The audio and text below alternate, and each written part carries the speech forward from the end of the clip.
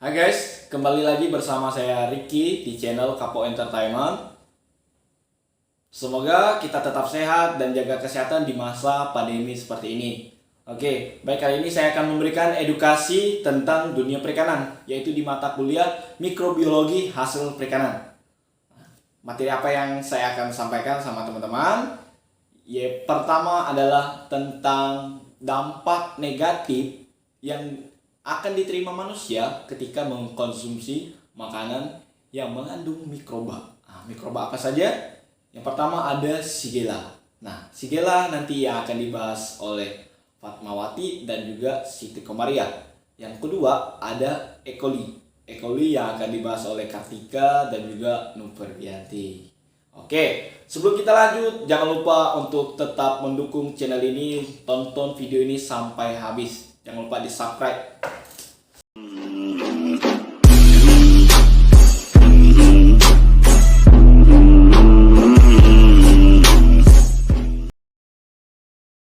Satu, deskripsi bakteri Shigella. Shigella adalah genus gram negatif non-moletil.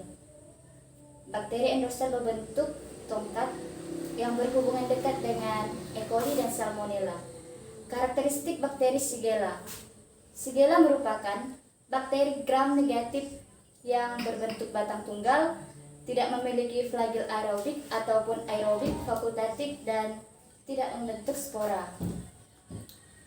Suhu optimum pertumbuhan yakni 30 derajat Celcius, di mana habitatnya berbentuk pada saluran pencernaan dan infeksinya melalui fase oral. 2. Jenis keracunan dan bakteri Shigella ialah diare. Toksin yang dihasilkan oleh bakteri Shigella yaitu bakteri ini mampu mengeluarkan LP toksin yang menginvasi ke epitel sel mukosa, usus halus, dan berkembang dengan baik pada daerah invasi tersebut. Selanjutnya masuk pada mekanisme kerja toksin dan dampaknya terhadap manusia.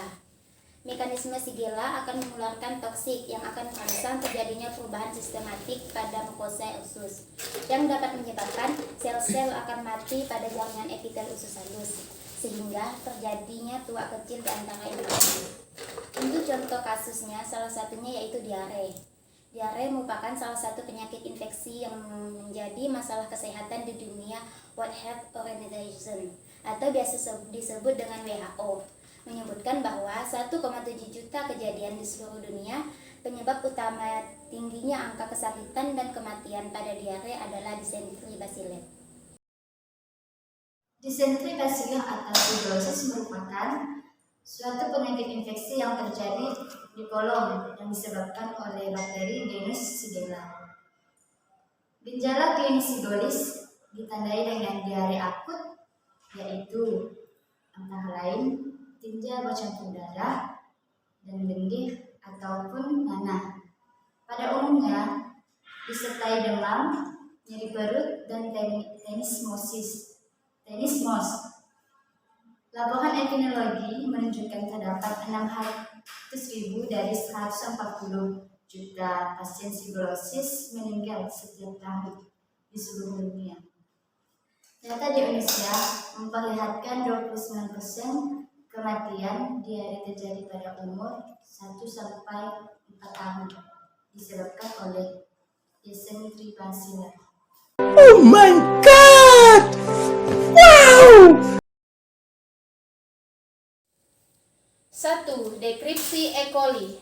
E. coli merupakan bakteri gram negatif berbentuk batang pendek yang memiliki panjang sekitar 2 nanometer, diameter 0,7 nanometer, lebar 0,4 sampai 0,7 nanometer, dan bersifat anaerob fakultatif. Karakteristik E. coli. E. coli merupakan bakteri gram negatif berbentuk batang dengan ukuran antara 1,0 sampai 1,5 nanometer dikali 2,0 sampai 6,0 nanometer. Tidak motil atau motil dengan flagela serta dapat tumbuh atau tanpa oksigen. Bersifat fakultatif anaerobik. dan dapat tahan pada media yang miskin nutrisi. 2. Jenis keracunan pada toksin yang dihasilkannya. Jenis keracunan pada E. coli: 1. Bakteri, 2. virus, 3. parasit, 4. racun. Toksin yang dihasilkan E. coli 0157 adalah ferretoksin atau disebut sebagai sigalexin atau SLT. Oke, selanjutnya kita masuk ke mekanisme kerja E. coli. Dalam kasus penyakit yang disebabkan oleh E. coli, gejala umum mungkin tidak segera muncul hingga 10 hari. Setelah seseorang mengkonsumsi makanan yang terkontaminasi, gejala dari penyakit ini juga dapat bertahan lebih lama akibat keracunan dan pada umumnya akan mudah ditularkan dari orang ke orang, seperti penyakit tipes. Dampak dari E. coli dapat menimbulkan gejala seperti sakit perut, diare, dan mual, serta muntah. Contoh kasus dari E. coli. Contoh yang saya ambil di sini adalah diare. Di salah satu sekolah telah ditetapkan diare sebagai kejadian luar biasa. Dinas Kesehatan Depok, Ernawati, mengatakan kasus ini sudah ditangani oleh Dinas Kesehatan Depok dan sedang dalam tahapan pembuatan laporan investigasi. Menurut dia, kasus diare di sekolah tersebut ditetapkan sebagai kejadian luar biasa. Dinas Kesehatan Depok juga masih menunggu hasil pemeriksaan lab untuk memastikan apakah benar diare massal terjadi karena pencemaran bakteri E. coli. Identifikasi E. coli ada 2, yaitu 1. Identifikasi E. coli secara fenotip. Identifikasi secara fenotip dapat dilakukan dengan menggunakan mesin, yaitu mesin Vitek 2 Compact. Mesin Vitek 2 Compact merupakan teknologi mesin otomatis bidang mikrobiologi. Mesin ini dapat mengidentifikasi dengan cepat dan dapat diandalkan dan dapat digunakan pemilihan antibiotik yang tepat. Cara identifikasi dari mesin ini adalah dengan metode biokimia. Koloni yang sudah murni disuspensikan dengan salin dan diinokulasikan ke dalam kaset identifikasi. 2. Identifikasi E. coli secara genotip. Menurut Nataro dan Cover 1998, identifikasi E. coli secara genotip beberapa metode konvensional yang digunakan untuk menentukan adanya E. coli patogen adalah uji biokimiawi dan uji serologis. Metode tersebut mempunyai kelemahan, yaitu membutuhkan waktu yang lama, jumlah sampel yang banyak, dan pembacaan hasil yang tidak tepat.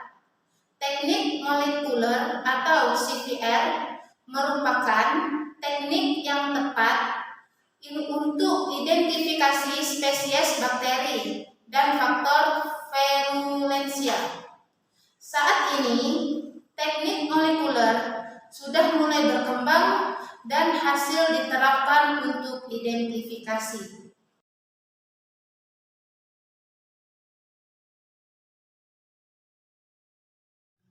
Menurut Ismail 2012, bakteri E. coli merupakan suatu bakteri yang digunakan sebagai indikator adanya kontaminasi fases dan kondisi sanitasi yang tidak baik terhadap air, makanan, dan minuman.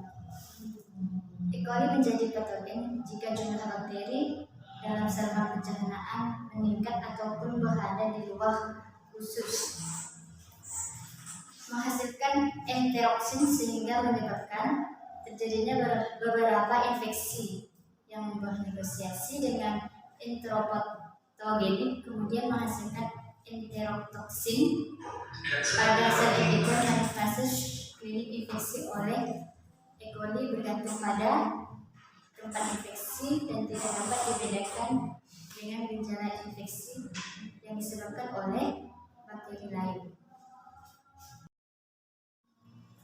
Selanjutnya yaitu resistensi terhadap ampicillin E. coli. Menurut Husserl and Kopra 1990, resistensi terhadap ampicillin disebabkan oleh ekspresi gen, yaitu gen pengkode pentalaktanase yang berlokasi pada kromosom bakteri gram negatif.